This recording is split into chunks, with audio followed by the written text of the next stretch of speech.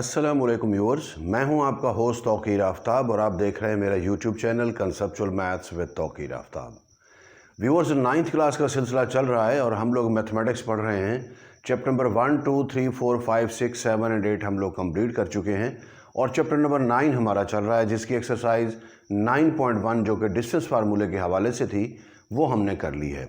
अब हम डिस्टेंस फार्मूले को यूज़ करेंगे डिफरेंट ट्रिग्नोमेट्रिक फिगर्स के हवाले से कि हम डिस्टेंस फार्मूले को किस तरह से अप्लाई कर सकते हैं जब हमने ट्राइंगल्स, रेक्टेंगल, पैरेललोग्राम वगैरह डिफरेंट टाइप्स की जो फिगर्स हैं वो हमने जब सॉल्व करनी हो तो डिस्टेंस फार्मूला उसमें क्या किरदार अदा करता है। तो उसे पढ़ने से पहले, इन तमाम चीज़ों को पढ़ने से पहले हम कोलिनियर और नॉन कोलिनियर पॉइंट्स के हवाले से पढ़ेंगे। तो आज का हमारा जो टॉपिक है वो सबसे पहले हमने डिस्कस करना है कि कोलिनियर या नॉन कोलिनियर जो हैं, ये दो चीज़ें जो डिफरेंट चीज़ें हैं ये क्या होती हैं। तो आइए पहले इसको डिस्कस करते हैं। सबसे पहले है कोलिनियर और नॉन कोलिनियर पॉइंट्स के कोलिनियर पॉइंट्स क्या होते हैं। सबसे पहली चीज़ ये है कि कोलिनियर क्या चीज़ है। कोलिनियर क्या होता है?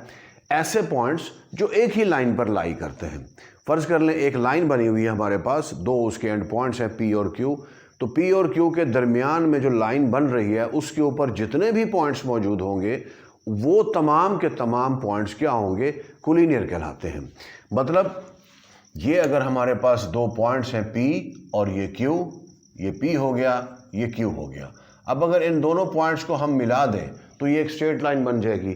तो ये P और Q क्या हैं? ये दो कोलिनियर पॉइंट्स हैं। कौन से पॉइंट्स हैं? कोलिनियर पॉइंट्स हैं, क्योंकि ये एक ही लाइन पर लाई करते हैं। अब अगर इसी लाइन के ऊपर एक और पॉइंट में ड्रा कर दूं R, ये R पॉइंट अब कहाँ पे लाई कर रहा है?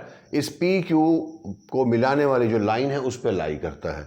तो हम ये कहेंगे कि PQR these three points are collinear points.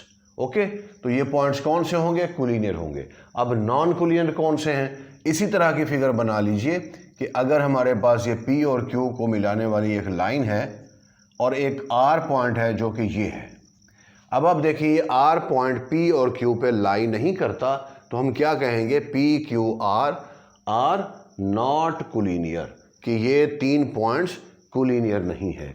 इसके अंदर एक काबिल गौर बात है कि दो पॉइंट्स का जिक्र हम जब भी करेंगे वो हमेशा कोलिनियर होते हैं। ठीक है, कि अगर दो पॉइंट्स को हम डिस्कस कर रहे हैं तो वो क्या होंगे? वो हमेशा कोलिनियर होंगे। फॉर एग्जांपल यही ले लीजिए कि जैसे मैंने ये P और Q दो पॉइंट्स बनाए थे तो हम इन दोनों के दरमियान में एक लाइन ड्रा कर सकते हैं, तो इसका मतलब P और Q ये कोलिनियर होंगे। तो जब हम कोलिनियरिटी की बात करते हैं तो तीसरे पॉइंट का होना ज़रूरी होता है। इसलिए इसकी डेफिनेशन में भी यही लिखा हुआ है, कोलिनियर पॉइंट्स की डेफिनेशन में, कि two or more than two points are said to be collinear if these points lie on the same straight line. कि अगर ये तीन पॉइंट्स या उससे ज़्यादा जितने भी पॉइंट्स हमारे पास हैं वो अगर एक ही स्ट्रेट लाइन पर लाई करते हैं तो हम क्या कहते हैं? कि ये कोलिनियर पॉइंट्स हैं। और नॉन कोलिनियर कौन से होते हैं? कि if three or more than three points are not lie on the same straight line then these points are said to be non collinear points. Okay, I think ये चीज़ आपको क्लियर हो गई होगी। इसके बाद है कि use of distance formula to show the collinearity. ठीक है, कि कोलिनियरिटी को शो करने के लिए हम डिस्टेंस फार्मूले को कैसे यूज़ करते हैं। अब आप देखें, अगर हमारे पास तीन पॉइंट्स हैं, ये P हो गया, ये Q हो गया और ये R हो गया। ठीक है, ये एक ही लाइन पे लाई करते हैं, ये कोलिनियर पॉइंट्स हैं। फिगर से तो हमने शो कर दिया। अब थ्योरेटिकली हम इसको कैसे शो करेंगे? अब आप देखें ये PR डिस्टेंस हम फाइंड कर सकते हैं डिस्टेंस फार्मूले के ज़रिए से।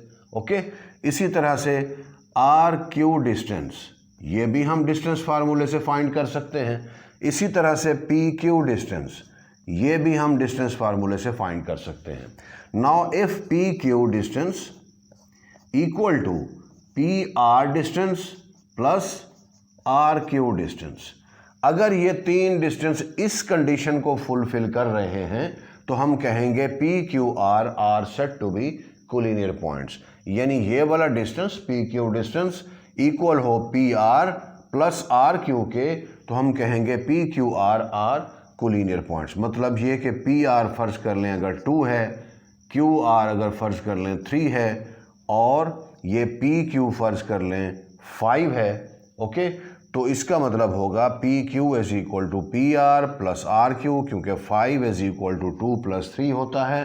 तो हम क्या लिखेंगे, P Q R collinear points. ठीक है, अगर ये कंडीशन फुलफिल ना हो रही हो, मतलब ये अगर इक्वल ना आ रहे हों, तो हम कहेंगे कि P Q R not collinear, कि ये 3 पॉइंट्स कोलिनियर नहीं है। ओके, आई थिंक ये चीज़ आपको क्लियर हो गई होगी। इसके बाद नेक्स्ट है types of triangle. Viewers, types of triangles काफ़ी सारी होती हैं, लेकिन आपके सिलेबस के अंदर ये 4 लिखी गई हैं। ये एक्चुअली बेसिकली वो टाइप्स हैं 4 जिनके अंदर हम डिस्टेंस फार्मूले को यूज़ कर सकते हैं। इसके अलावा भी ट्राइंगल की टाइप्स हैं, एक्यूट एंगल ट्राइंगल होती है, ऑब्ट्यूज एंगल ट्राइंगल होती है। ठीक है, वो डिस्टेंस फार्मूले से प्रूव नहीं होती, उनके लिए हमें एंगल्स को डिस्कस करना पड़ता है। तो इस चैप्टर के अंदर जो हम टाइप्स ऑफ ट्राइंगल्स पढ़ रहे हैं, इनके अंदर सिर्फ और सिर्फ हमने वो टाइप्स पढ़ी हैं जिनके अंदर हम डिस्टेंस फार्मूले को डिस्कस करते हैं। ओके, तो सबसे पहले क्या लिखा है, equilateral triangle. Lateral basically sides को शो करता है कि इनकी साइड्स के हवाले से बात हो रही है जब हम लेटरल की बात करते हैं। तो इक्विलेटरल ट्राइंगल क्या होगी, ऐसी ट्राइंगल जिसके अंदर तमाम साइड्स इक्वल हों। तो ट्राइंगल के अंदर वैसे साइड्स होती कितनी हैं, 3 साइड्स होती हैं।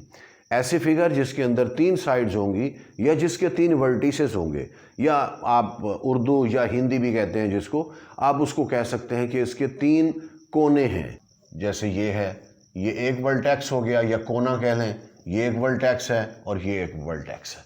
ठीक है, अगर 3 वर्टिसेस हैं हमारे पास, तो उस फिगर को हम क्या कहते हैं, ट्राइंगल कहते हैं। और इक्विलेटरल ट्राइंगल क्या कहलाएगी, इक्विलेटरल ट्राइंगल वो होती है ऐसी ट्राइंगल जिसके अंदर तमाम साइड्स आपस में इक्वल हों। ओके, मतलब if all the sides of a triangle are equal, then that triangle is said to be equilateral triangle. तो अब इसके अंदर हम डिस्टेंस फार्मूले को कैसे यूज करते हैं। फॉर एग्जाम्पल मैं यहां पर एक ट्राइंगल बना रहा हूं, अंदाजे से वैसे बना रहा हूं मैं ABC। अगर ये इक्विलेटरल ट्राइंगल है, मतलब इसकी तमाम साइड्स अगर इक्वल हैं, तो हम डिस्टेंस फार्मूले को कैसे यूज करेंगे, we will find length of AB, we will find length of BC, we will find length of AC। जब 3 साइड्स आ जाएंगी, ये तीनों साइड्स अगर आपस में इक्वल आ जाती हैं, तो ऐसी ट्राइंगल को हम क्या कहेंगे कि ये इक्विलेटरल ट्राइंगल है।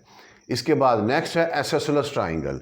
व्यूअर्स, इसको कुछ टीचर्स एसोसेलेस पढ़ते हैं, कुछ इसे आइसोस्केलस पढ़ते हैं। तो बहरहाल एनी हो, आप पढ़ें इसे जो, लेकिन आपको पता होना चाहिए कि ये होती क्या है। एसोसेलेस ट्राइंगल बेसिकली वो ट्राइंगल होती है जिसके अंदर 2 साइड्स इक्वल होती हैं। If 2 sides of the triangle are equal but the third side is of different length, then such triangle is called isosceles triangle. अब आप देखें, इसके अंदर मैं figure,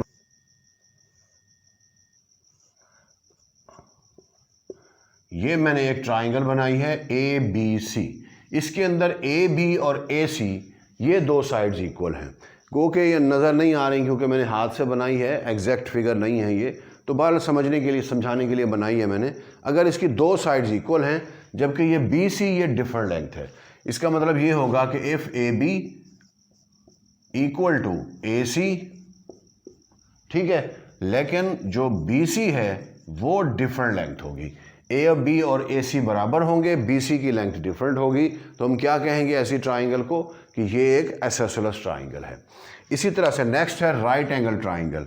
basically right angle triangle जो है, ये उस तरह, ये वो ट्राइंगल, जब हम टाइप्स ऑफ ट्राइंगल पढ़ते हैं ना कि एंगल्स के हवाले से कौन कितनी टाइप्स हैं, तो उसके अंदर हम राइट एंगल ट्राइंगल को डिस्कस करते हैं। लेकिन हम क्योंकि डिस्टेंस फार्मूला पढ़ रहे हैं, और डिस्टेंस फार्मूला के अंदर भी राइट एंगल ट्राइंगल को डिस्क्राइब किया जा सकता है। तो बहरहाल एनी हो, राइट एंगल ट्राइंगल क्या होती है, ऐसी ट्राइंगल जिसके अंदर एक एंगल 90 डिग्री का होता है।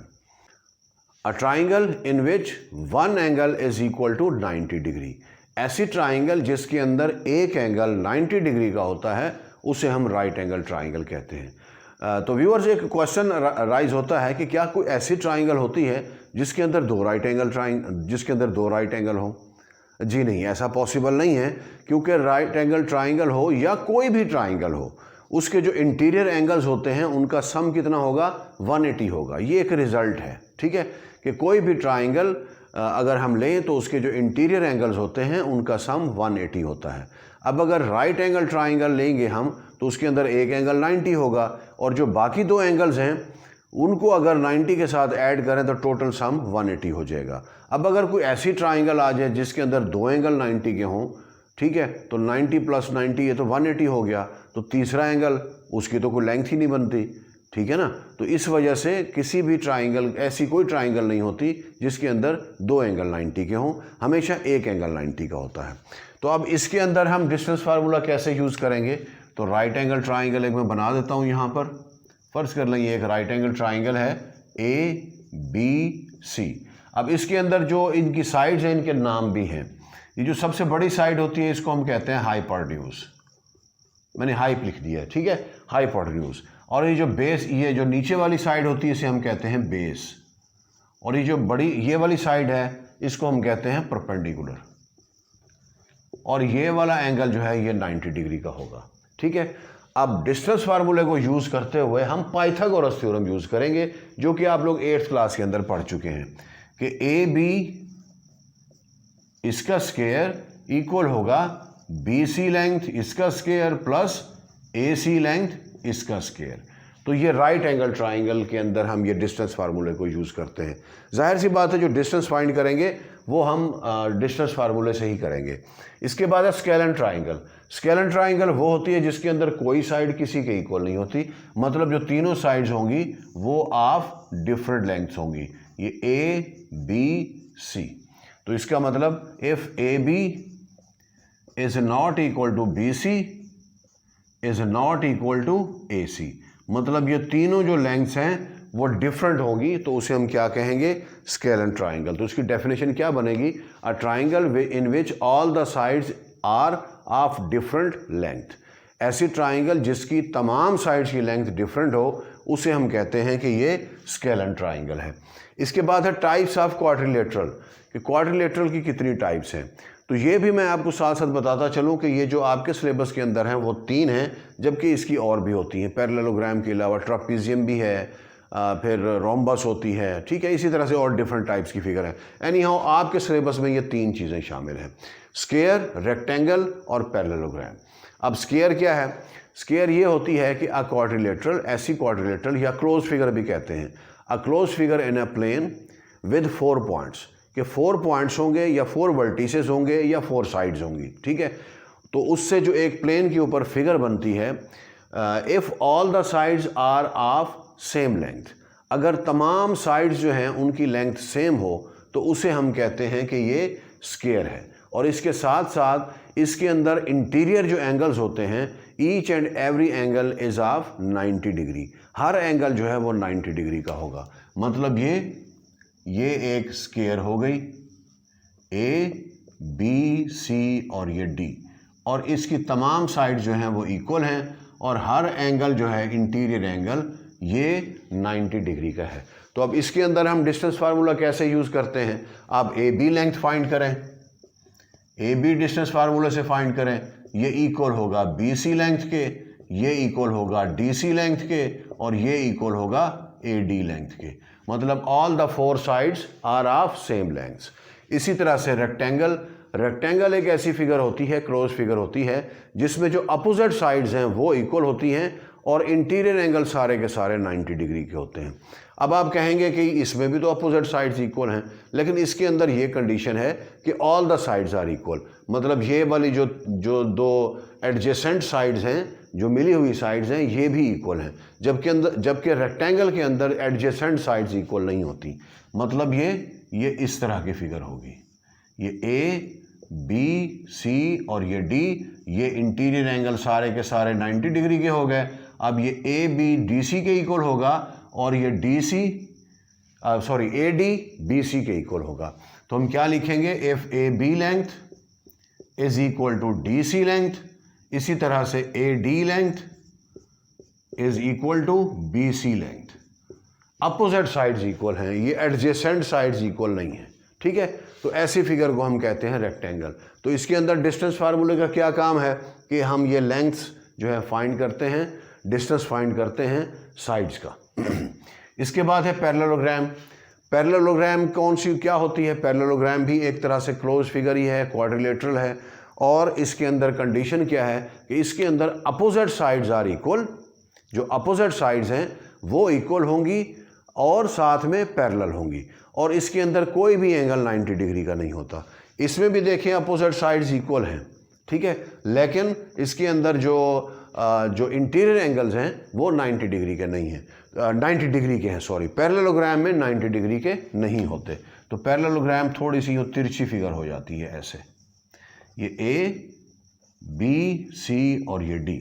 अब ये अपोजिट साइड्स इक्वल हैं और ये कोई भी एंगल 90 डिग्री का नहीं है, ठीक है, इक्वल नहीं होता। इसके साथ साथ कुछ और कंडीशंस भी इसमें यूज़ हो सकती हैं कि जो स्क्वायर है इसमें जो डायगोनल्स होते हैं वो इक्वल होते हैं। डायगोनल्स क्या होंगे?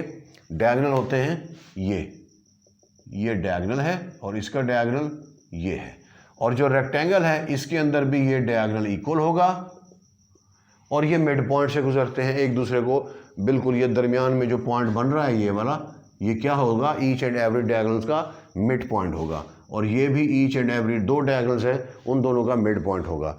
जबकि यहाँ पे क्या होता है कि ये जो डायगोनल्स होंगे ये इक्वल नहीं होते, ठीक है, ये वाला डायगोनल छोटा है और जो ये वाला डायगोनल है ये बड़ा है, लेकिन ये भी आपस में एक दूसरे को मिड पॉइंट पे मीट करते हैं। तो इसके अंदर डिस्टेंस फार्मूले को हम कैसे यूज़ करेंगे कि अपोजिट साइड्स इक्वल हैं, जैसे हमने रेक्टेंगल के अंदर किया था कि A B distance is equal to D C distance, इसी तरह से A D distance is equal to B C distance, ठीक है, ये इक्वल होते हैं। लेकिन इसमें जो डायगोनल्स हैं, डायगोनल क्या हैं कि ए सी ये इक्वल नहीं होगा बी डी के, ओके, यानी डायगोनल्स इक्वल नहीं है, जबकि जो रेक्टेंगल है इसके अंदर डायगोनल्स इक्वल होते हैं। तो व्यूअर्स, अगर आपने इसे नोट करना है, मैं स्क्रीन से हट रहा हूँ, वीडियो को पॉज करके इसे नोट कर लीजिए।